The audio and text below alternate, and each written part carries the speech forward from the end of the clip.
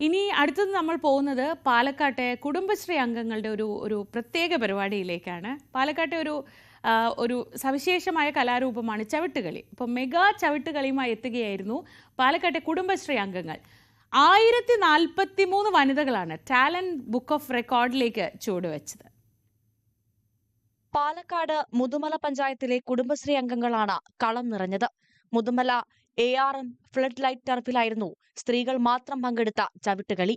അരമണിക്കൂർ നീണ്ട ചവിട്ടുകളിയിൽ 60 കളങ്ങളിലായി 1043 സ്ത്രീകൾ അണിനിരന്നു. കുടുംബശ്രീയുടെ 25 വർഷം പിന്നിട്ടതിന്റെ ആഘോഷം കൂടിയായി ചവിട്ടുകളി മാറി.